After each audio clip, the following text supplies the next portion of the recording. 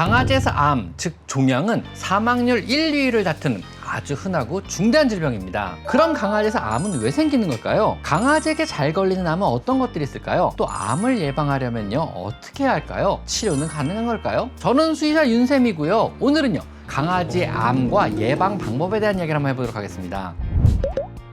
먼저 첫째로요, 강아지에서 암은 왜 생기는 걸까요? 우선 10살이 넘은 강아지에서 암은 30% 이상이 걸리는 흔한 질병입니다. 사람이든 강아지든 살아가면서 매일 수십만 개의 세포들이 고장나게 되고요. 고장난 세포는요, 대식세포라는 청소부에서 청소가 되며 새로운 건강한 세포로 대체가 되게 됩니다. 이것이 이른바 면역 시스템이 몸 안에서 하는 일 중 하나입니다. 그런데 어떤 이유에서건 이 과정이 원활케 안 일어나게 되면은요, 고장난 세포가 없어지지 않고 남아있게 되고요. 고장난 세포가 무한히 증식하는 것이 바로 종양, 즉 암입니다. 이렇게 세포가 고장이 나고요. 또 새로운 세포로 교체가 원활히 안 일어나는 주요 원인은요, 노화와 면역 기능의 이상입니다. 예전보다 강아지에서 암이 흔하게 보이는 원인은요, 진단 기술의 발달도 있겠지만 아이러니하게도 강아지들의 수명이 길어졌기 때문인 것입니다. 노화나 유전소인 이외에 암의 발병 원인으로는요, 한 집에 거주하는 여러분의 흡연 역시 강아지의 암 발병률을 높이게 되고요. 흰털 강아지는요, 태양빛에 의한 자외선에 의해서 피부암의 발병률이 높아지기도 한다 그럽니다.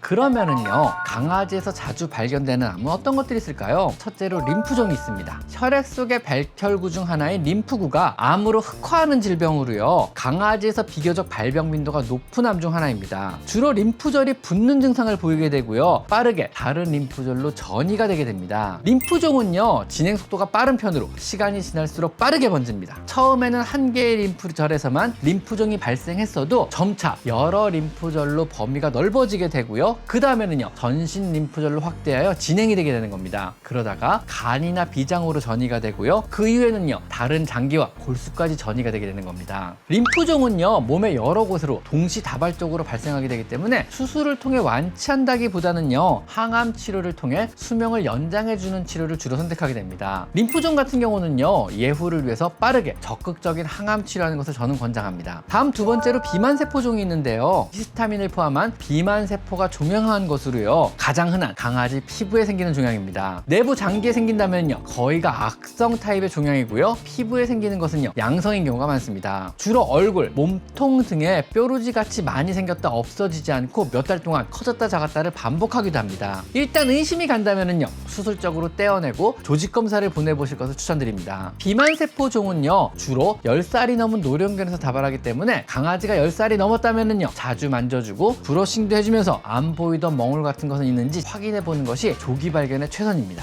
그 다음은 유선 종양입니다. 유선에 생기는 종양으로요, 강아지에서 절반 정도는 악성입니다. 출산 유무와 상관없이 7살 이상의 여자 강아지가 주로 걸리는 그런 질환입니다. 만약 첫 발정 전에 중성화술을 한다면요, 거의 100% 예방이 가능한 질환으로요, 충분히 예방이 가능한 그런 질환에 들어갑니다. 그리고 또 흔한 암은요, 구강 종양의 일종인 평평산피암입니다. SCC라고 하기도 하는데요, 피부암의 일종으로 주로 코나 귀, 눈꺼풀, 입가에 생기는 비교적 흔한 종양입니다. 노화와 자외선의 노출에 따라 그 발병 빈도가 높아지게 되며 주로 흰 강아지가 자외선에 취약하기 때문에 더 많이 걸리는 것으로 알려져 있습니다. 빠르게 주변 조직을 괴사시키면서 커지게 되고요, 전이도 비교적 빠른 편입니다. 일단 확인만 되면은요, 바로 뼈를 포함해 주변 조직을 최대한 넓게 수술적으로 제거하고 방사선 치료나 항암 치료를 해야 합니다. 하지만 치료 후에도요, 기대 수명은요, 불과 1년 이내입니다.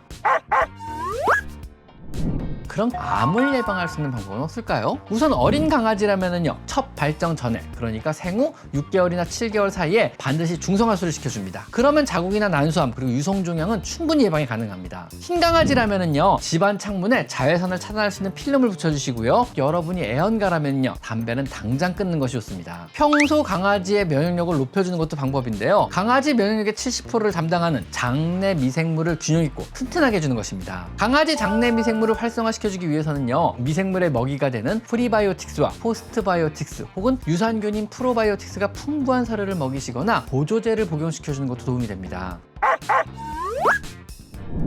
마지막으로요, 암에 걸렸다면은요, 어떤 치료 과정이 필요한 걸까요? 강아지의 종양 치료와 사람의 종양 치료는요, 약간의 차이가 있습니다. 종양의 종류에 따라 다르나 대체로 사람은요, 치료 후 기대 수명을 5년 정도로 잡습니다. 강아지는요, 불과 1년으로 잡습니다. 치료가 성공적이라도 평균 기대 수명은 1년 정도란 이야기입니다. 그만큼 강아지의 삶이 사람보다 빠르게 진행된다는 얘기죠. 물론 여기에는요, 평균의 함정이 존재합니다. 어떤 아이는요, 2, 3년 정도를 불편함 없이 살기도 하고요. 또 어떤 아이는요, 치료 중 6개월 만에 강아지 별로 떠나기도 하는 겁니다. 두 번째 차이점은요, 화학 치료 중에도요, 사람의 암 치료처럼요, 털이 빠지고 체중이 줄며 심하게 구토와 설사를 동반하는 부작용은 거의 안 보이고요. 고통스러운 통증 반응이 생각보다 거의 없습니다. 의외로 삶의 질을 잘 유지하며 치료를 받게 됩니다. 치료는요, 수술과 방사선 치료 그리고 화학 치료가 있는데요, 대부분 2가지 이상의 치료를 병행하기도 합니다. 수술로 완치를 기대하기보다는요, 최대한 종양 조직을 넓게 제거하여 진행을 늦추고 강아지의 삶의 질을 유지하는데 그 목적이 있습니다. 완치보다는 최대한 오랫동안 안 아프게 살게 하자, 이게 목적이죠. 아직까지는요, 수술을 통해 최대한 제거 후에 여러 가지 항암제를 사용하는 화학 치료가 주가 되고요, 종양의 종류와 위치 그리고 여러분의 예산에 따라서 치료약의 종류나 방법 그리고 스케줄을 잡고 치료에 들어가게 됩니다.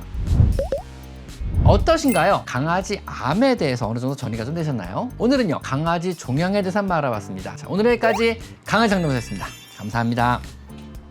제 채널에 들어오셔서 이곳 스토어를 클릭하시면요, 제가 추천하는 많은 강아지 용품과 사료들을 확인하실 수가 있습니다. 제가 엄선한 믿을 수 있는 사료나 간식, 용품들을 모아놓았으니 참고하시면 많은 도움이 될 것입니다. 또한 PC로 제 채널에 들어와서 이곳 돋보기 모양을 클릭하셔서요, 여러분이 궁금해하는 관련 키워드를 치시면은요, 이미 제가 많은 영상으로 만들어서 아카이빙을 촘촘하게 해놨으니까 대부분의 여러분의 궁금한 점을 바로바로 찾을 수가 있을 것입니다. 혹시라도 여러분이 궁금한 게 생긴다면요, PC로 제 채널에 들어와서 이 돋보기 모양을 클릭하세요. 아셨죠?